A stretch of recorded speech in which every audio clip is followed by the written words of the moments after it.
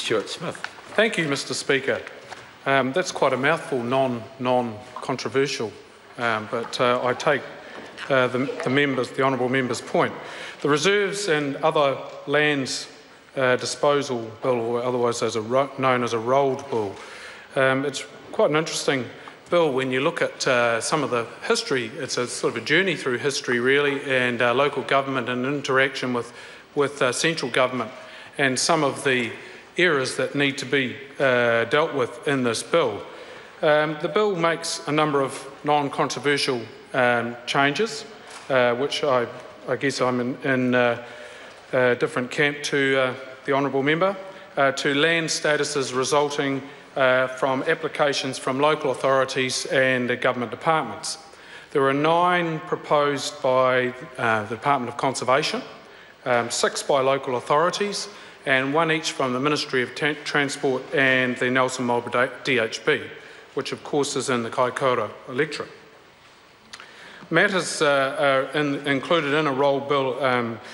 They are identified as being non-controversial, which has been a point of some debate at the moment, and they have the consent of all the parties involved.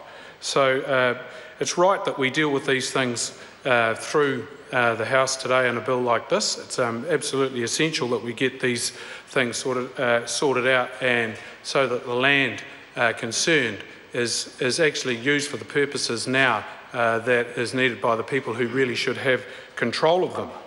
It corrects historical oversights and removes restrictions on land that are no longer relevant, and time does move on, and I'll touch on that a little bit later, but it's updating legislation and making it fit for purpose. It provides for better community use of the land, and I think a lot of these particular changes go back to community uses of land which have long since ceased to exist, particularly one around the DHB, which I'll touch on later. Mr Speaker, it is in line with current government policy about dealing with rules and regulation and trying to cut through red tape and rules that are no longer fit for purpose or duplicative. And in this case, they're just not even hitting the mark at all.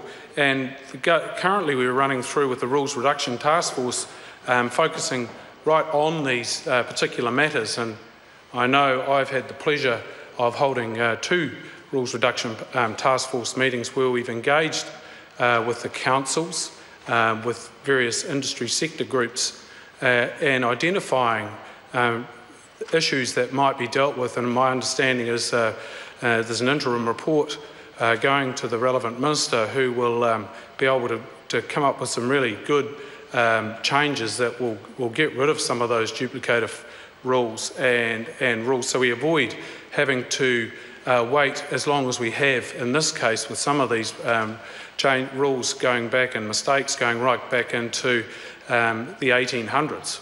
And that's really a long time ago and should have been dealt with many years ago, I would suggest. But touching on the points made earlier that really it shouldn't get to this stage, and that councils and DHBs shouldn't be seeking law changes just to suit their purpose after they've carried out some sort of change with the land that they own. But it really isn't apparent that it's a problem until you are partway through the process, and the relevant authorities get to a position where they, in the case of the Marlborough DHB at Wairau Hospital, where they were already through the process of building, upgrading or rebuilding the hospital, that these things became apparent.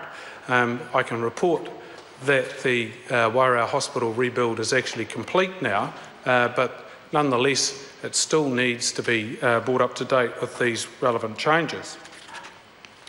So clauses 24 to 27 relate to the land the Marlborough District Council's Picton office is on, and the council wishes to validate a previous dealing with the land and remove the interest in relation to the Picton Institute Act of 1864 from the title in the land. So as I said, it goes back quite some time. In fact, 1864 in Picton, they had their own council. They no longer do. They come under the Marlborough District Council. But in 1864, there was somewhat of a boom going on in oil, Mr Speaker, but whale oil, not mineral oil. and in fact the whole area and landscape has changed, and this demonstrates, I think, how these bills and things have got completely out of whack. Interestingly, I had Ron Pirano in my office the other day, and the Pirano family are a very famous whaling family who go right back to the beginning of whaling in the Marlborough Sounds. And he has some really interesting stories to tell about how they coped in those days whaling and using their whale boats around the Sounds. Yes, I'm coming back to the bill, Mr. Speaker. The Picton Institute Act of 1864 authorised the Superintendent of the Province of Marlborough to convey the Picton office land to trustees as a site for the Picton Institute. The transfer took place in 1903 and land was unlawfully transferred to the representatives of the borough for Picton. Accordingly, Clause 26 validates the transfer of the land in 1903, and Clause 27 repeals the Picton Institute Act of 1864.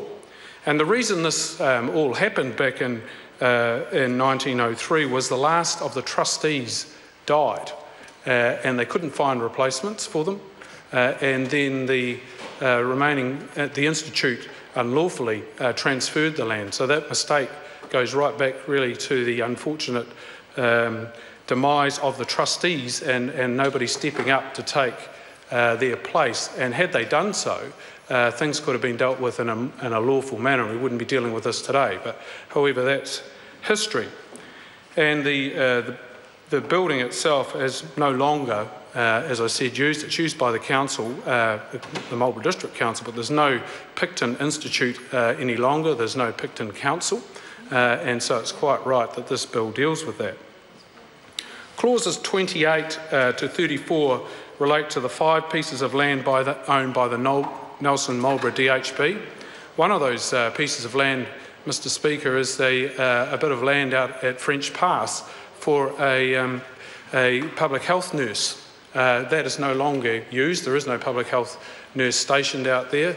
And back in those days, of course, when this was dealt with, all of the Marlborough Sounds was being farmed. It was cleared for trees. There was some logging done initially, cleared of trees and being farmed.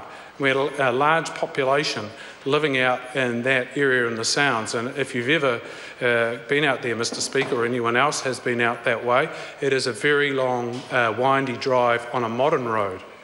And yes, well, you can fly in, and perhaps that's the best way to get in, or by boat. But in those days, it was very difficult. Communications were very difficult, and it was quite right and proper that the DHB had a station out there for public health. But that's no longer required, and hence this bill.